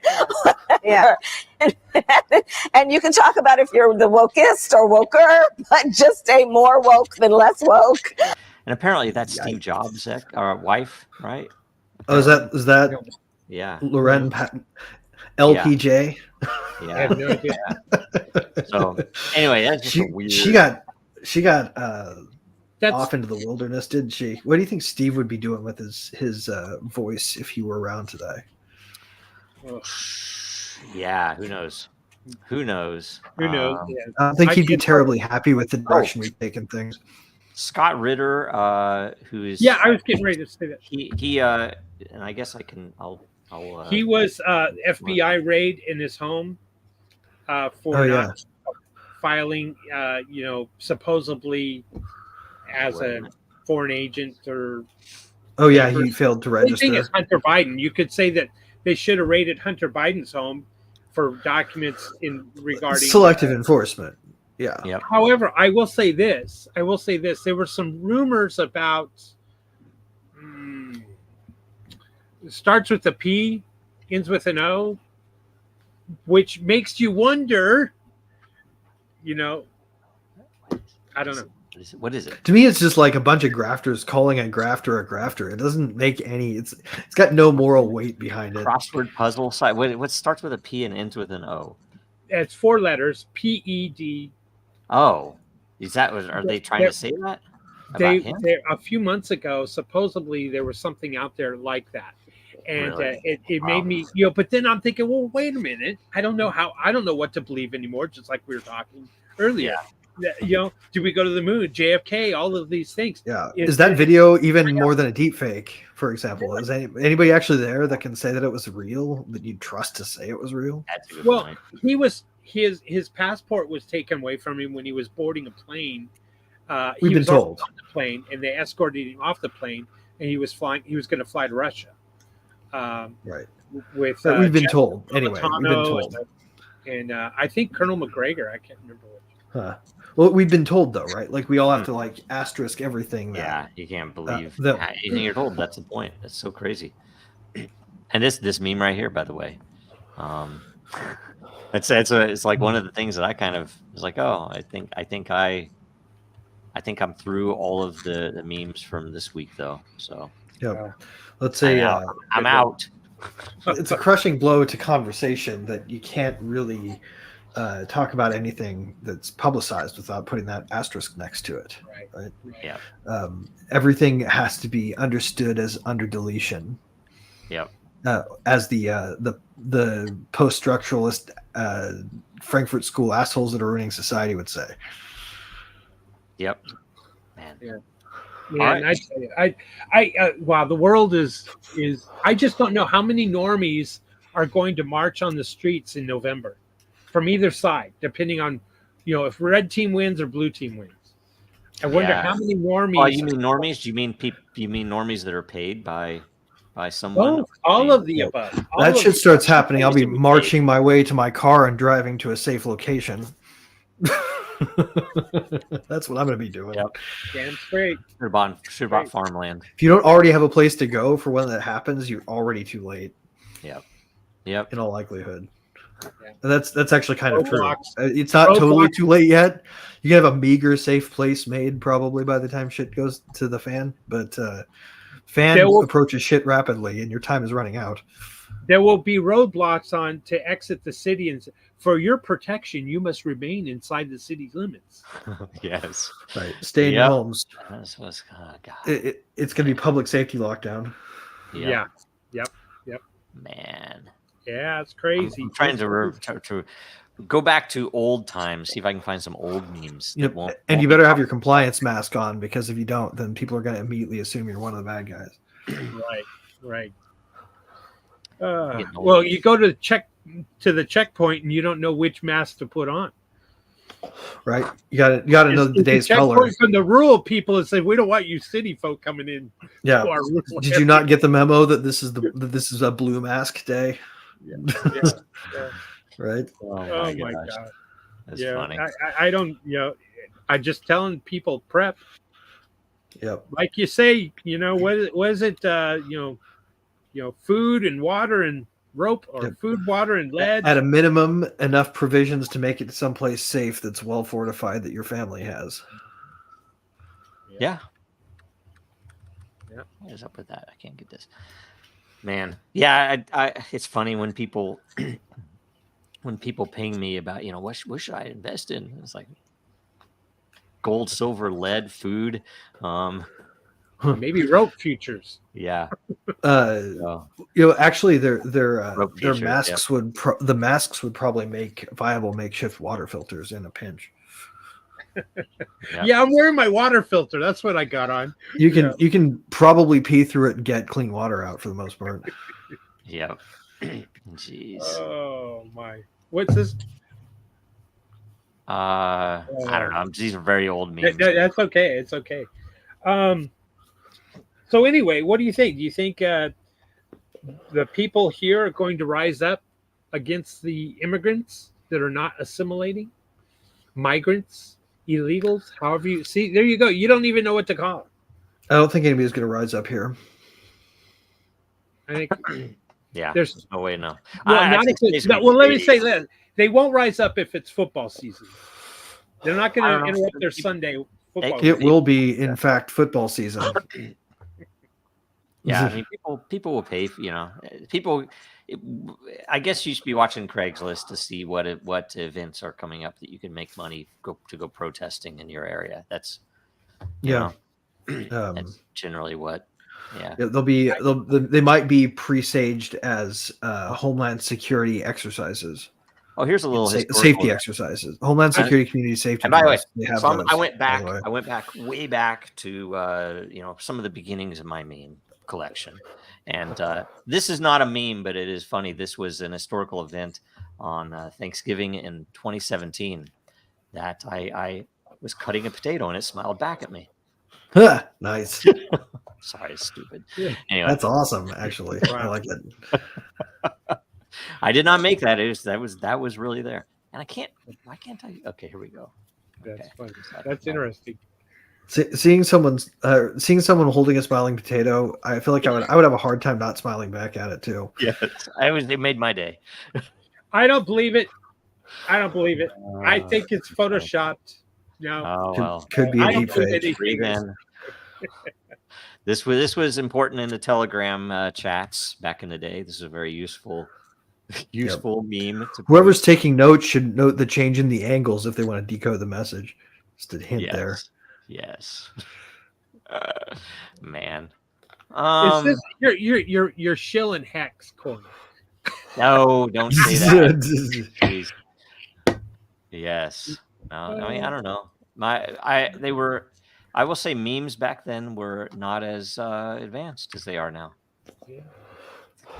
Although some of the early ones, man. Some of the early ones. Yeah, there were some. They were profound. Yes. Yeah. We got to try to get we should try to get some meme original creators on. We should. Most of them it'd be fun if we could. Right? Well, not the granddaddy of them all. If we could get him on, the red pill inventor. Oh. Hey, a quick timeout. I want to shout out to Lisa and Sean. We miss you. You're our regulars here. We miss you today. Yes. Let's see here. I I don't know. There's some lame ones here. I don't know anything else that happened. We could close the show out if we wanted right now. Well, we didn't really talk about the XRP SEC ruling. Oh, that's right.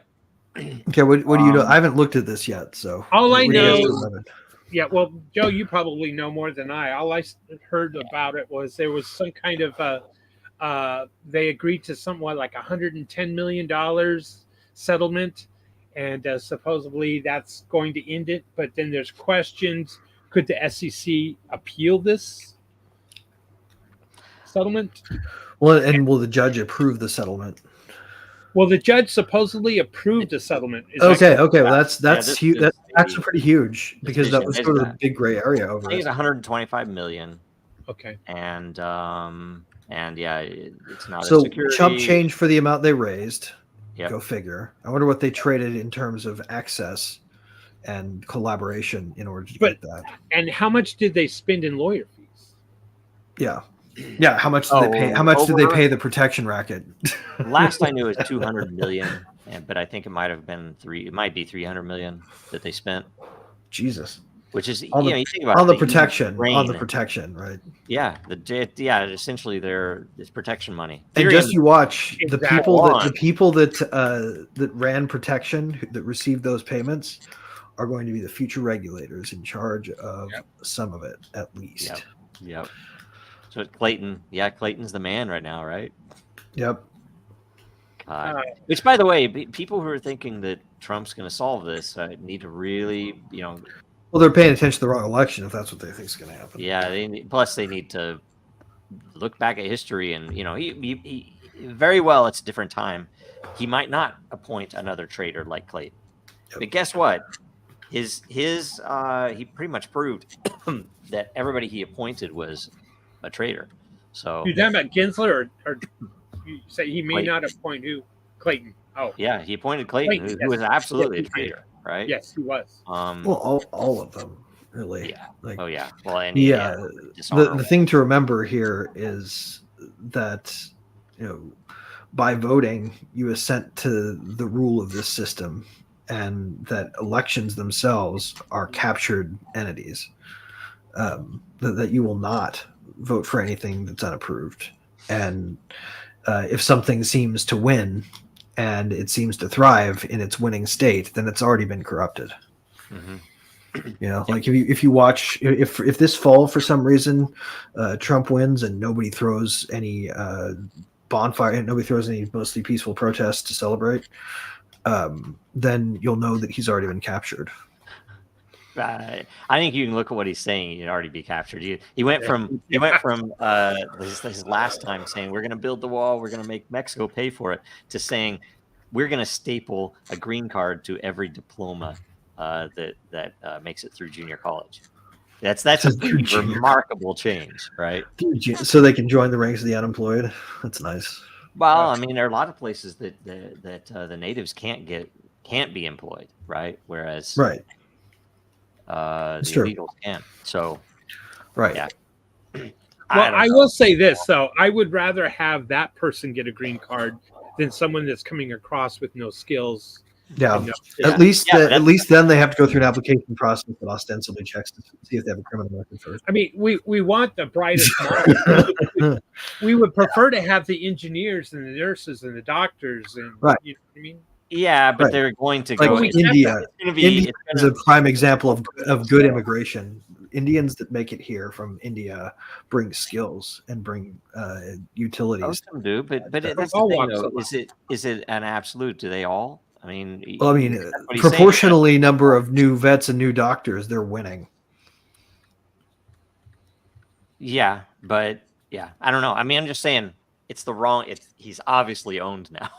He's taking Well, money. JD from- Vance. I still can't get past the JD Vance pick. So Dude, you he know, has a it's movie. here.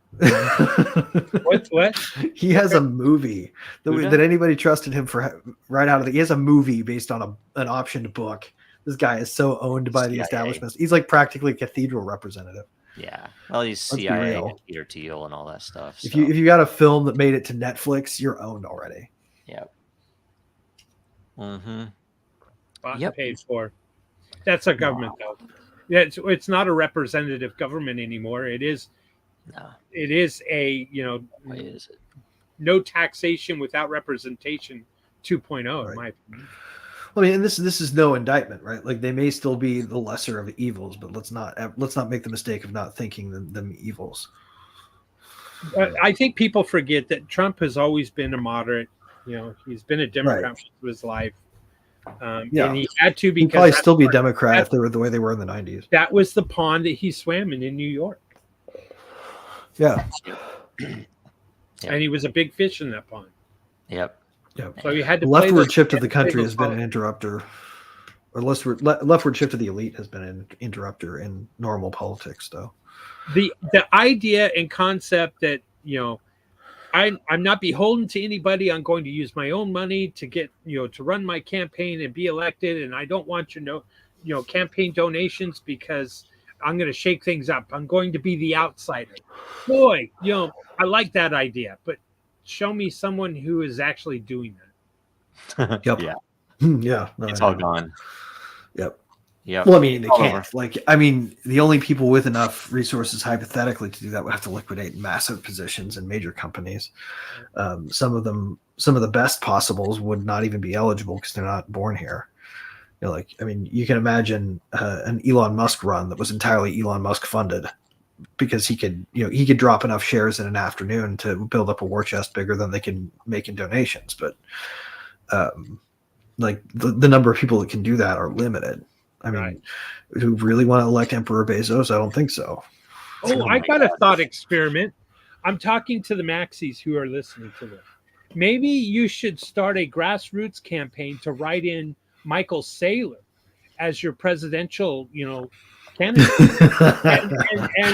and actually donate Bitcoin to his campaign to become, to the grassroots campaign for Michael Saylor to become president as a write-in candidate. I love it. And then maybe the government will because he will be elected, and he will certainly want to stack even more stats in his own bags. He will want the Bitcoin become a supporter of the dollar. There you go. Saylor. You want to increase your bags and increase the value of Bitcoin. Michael Saylor for president. Yeah. Well, didn't Trump already say he was going to solve all of our debt crisis by giving everybody a little bit of Bitcoin? Isn't that what he said? Well, normies can't do math, so it works. It's crazy. Well, if we make it worth more.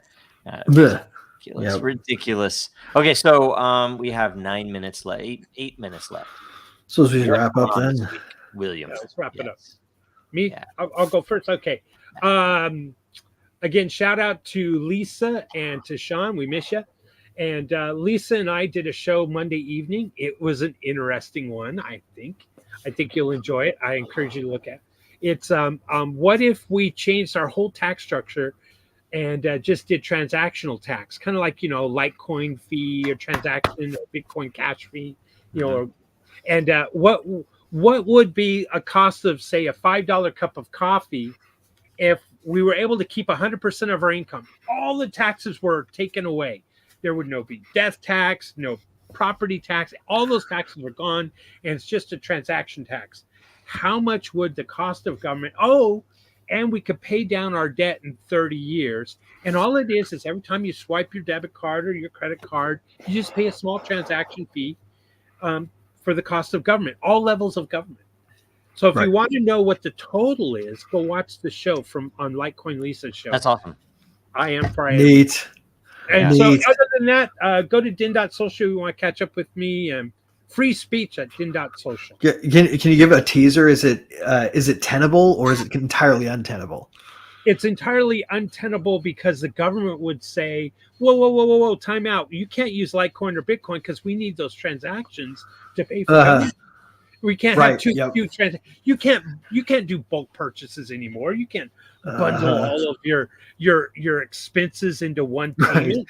We need those transactions. You need to buy that toilet paper by the sheet, man. Well, they also don't want people to save because they want to control you. So the government becomes the miners of transaction fees. Yeah. Yikes. Anyway, watch it. It's a really good show. Monday. It was this Cool. past Monday. Right on. Checking it out. Checking that shit out. That's my next watch. All right. Right on. Greg, what is this That was a one? good meme. For me, I'd like to get out. I'd like to get out and I'm going to start doing this on the reg up until polling season. There are two ways that you can live Etienne Lebwedi's truth, and you can no longer prop up those tyrants. One of them is to not vote. We haven't talked about this one all that much because the other one's more fascinating to people. The idea that if everybody stopped paying taxes, the government would collapse. Well, you can't do that. This country is well policed on that front. Voting, however, is your privilege to cast aside as you would. And if nobody shows up, the whole thing falls apart. So if you want to vote for abolishment of the system and replacement with another system, do not vote. That is how they legitimize themselves. So I'm encouraging everybody to vote for I'm not showing up at the polls 2024. I like it. Good. And I don't think I'm voting. In my head right now, I don't have any reason to vote for anybody that I've seen up there, right? So anyway, vote for Harris. Yeah, acceleration. that is an open. I've thought about that. It's like I do think that the world will be improved more likely if it collapses than if it doesn't, right? So anyway, so this week, I don't know, watch this again next week. Maybe that's the most important thing to say. I'm working on a bunch of stuff. I mean, go check out the Dracaria World on X. There are there are 5 gateway keys up for grabs right now, and I don't know how many are left before in Genesis season. We're making our way through getting a bunch of this stuff done, particularly fiat, credit card payments, and crypto payments, making all that work together. So hopefully it'll be soon. Hopefully it'll be out soon. But we'll see. It's going to be fun. It's going to be amazing. And awesome. Next week, let's see here. The theme is fake tokens and scammers. How to clean up blockchain. Make sure you get in there and leave a topic or a question. It doesn't have to be about that topic. The rules are it can be a blockchain related question. And the more, make sure you share this episode. Yes. The more views it gets, the more all of the people who ask questions and us will get. Yep. So I hope I hope Aaron Day can join us again too.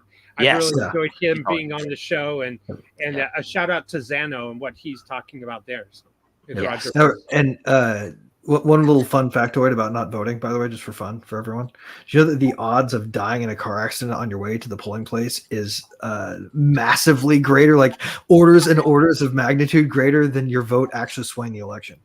Well, that's why I use a paper ballot and I mail it in because I get to vote twice. Yep. It's safer too, and I get 2 votes. Right on. Okay, guys. I'm sure pens fatally fail and kill their users more often than your vote will sway an election too. I'm gonna ping Aaron Day earlier and a few of the other people that have said they would come on, and then let's try to ping Sean and Lisa, see if they can be on next week too. But otherwise, thanks a bunch, and see you guys next week. Bye.